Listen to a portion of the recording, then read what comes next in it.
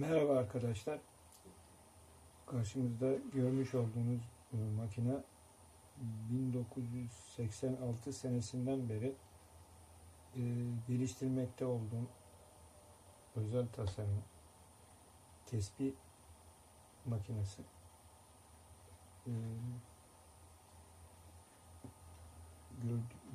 Şu şekilde dikdörtgen prizma şeklinde kesilmiş taneleri ağaç,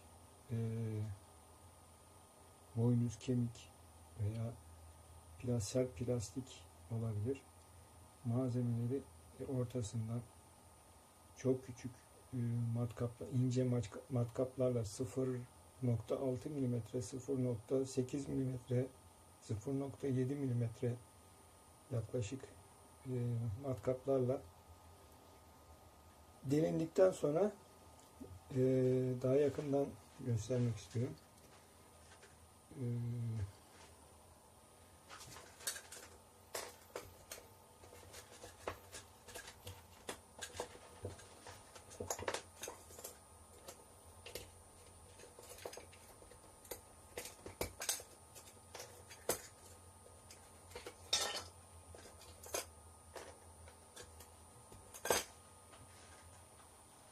Şu şekilde konik olarak hazırlanmış çelik miller üzerine tutturulduktan sonra işlenmesi prensibine göre çalışıyor. Karşıda görmüş olduğumuz metal, biraz sonra daha yakından göstereceğiz.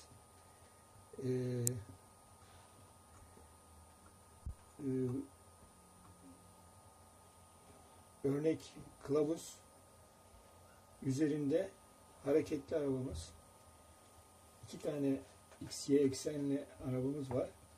Arabamız o kılavuz üzerinde hareket ederek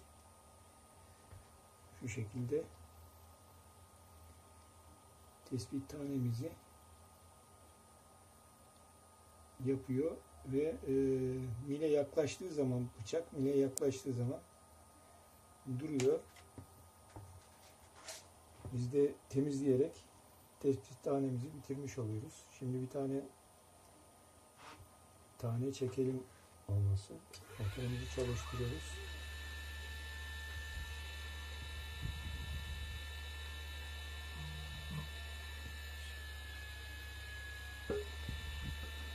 Ağacımızı konik milin üzerine tespit ettik. Karşılığını, dayamasını yaptık. Bıçağımızı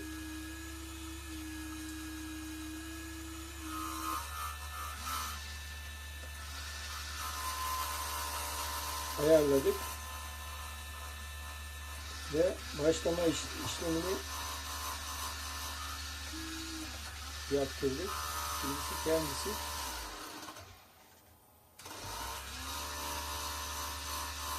taneyi otomatik olarak işleyecek.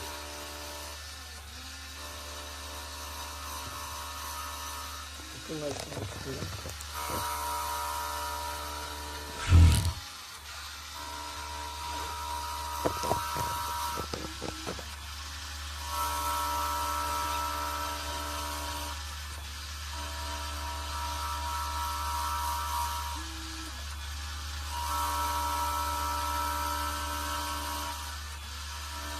Kılavuzu dişli üzerinden hareket ettirerek taneyi tam ortasına gelecek şekilde ayarlamamız gerekiyor.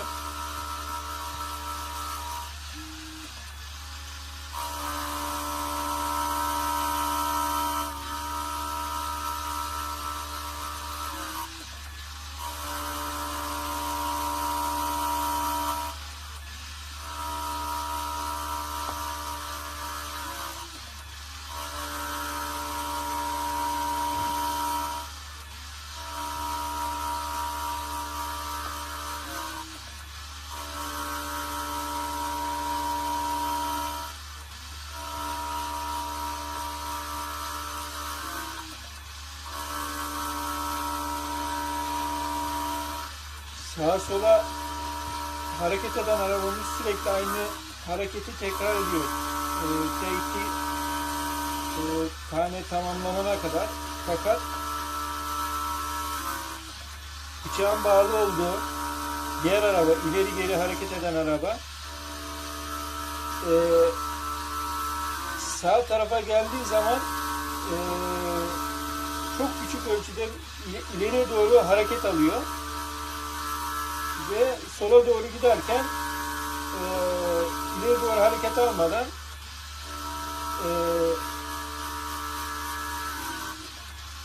hareketini tamamlıyor. Çünkü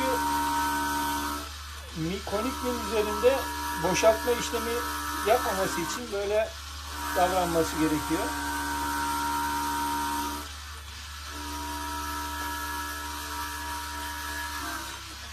Şu anda parçanın köşelerini temizliyor. Önce silindir haline getirecek. Daha sonra az önce gösterdiğimiz formu tamamlayacak.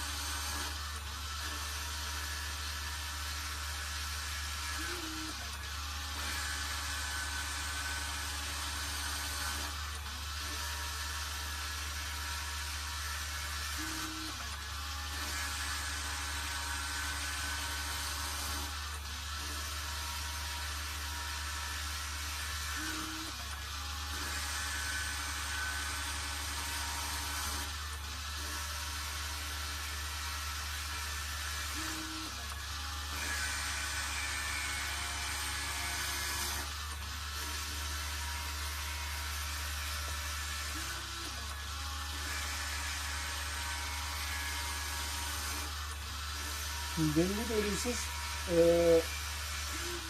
orta yuvarlatma işlemlerine başladığı gözüküyor. Evet, şimdi her seferinde daha çok belli oluyor.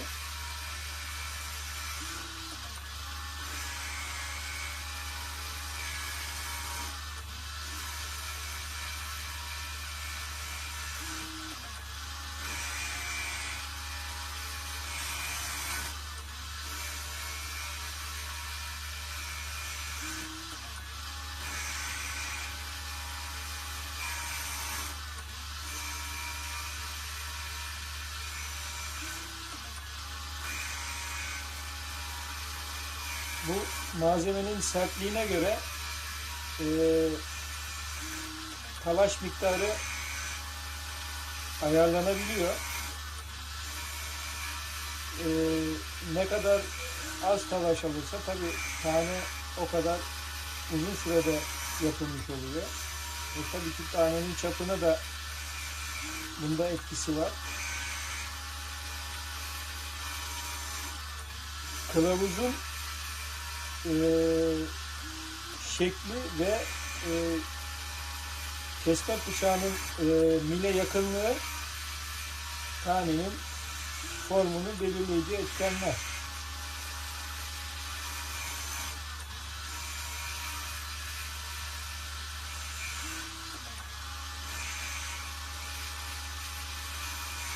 Arabanın ileri geri gelen cam bağlı olduğu ileri geri hareket eden arabanın ucunda çok minik rulmanlar içinde çalışan ince bir mil kılavuzun üzerinde düzgün bir hareket elde etmek için kullanıldı.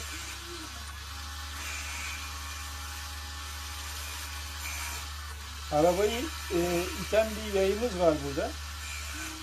Bu yay ileri geri hareket eden araba form üzerinde dolaşırken yerine getirme işlemi gerçekleştiriyor. Daha arkada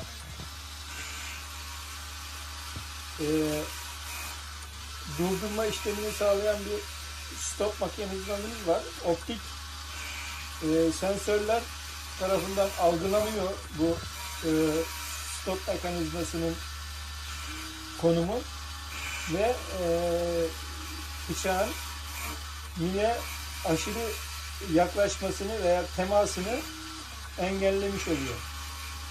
Tekrar bu arka tarafta kılavuzun alt tarafında yine optik sensörler var. Bu da sağa sola hareket etme mesafesini ayarlamak için kullanılıyor.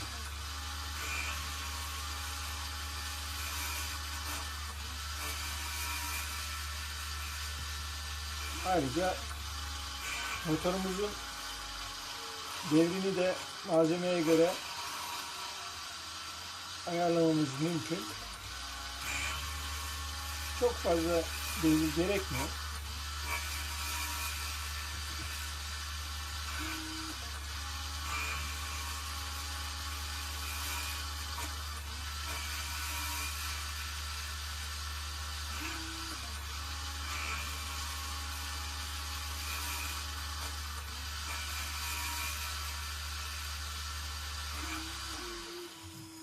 Evet.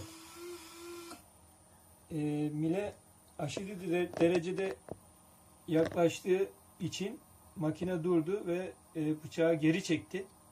Biz daha da geri çekiyoruz ve bir yandan da talaşları temizliyoruz.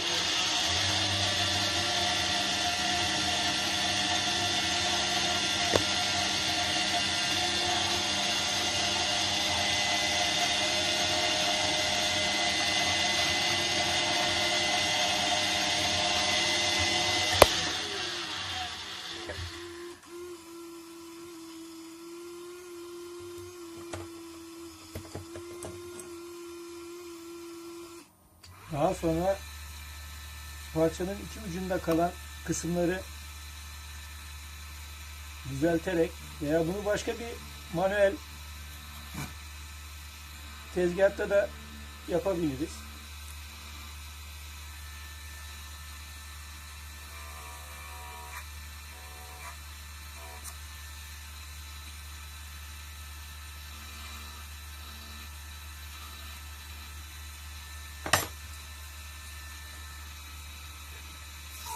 Zımpara üzerinden daha temiz bir hale getiriyoruz.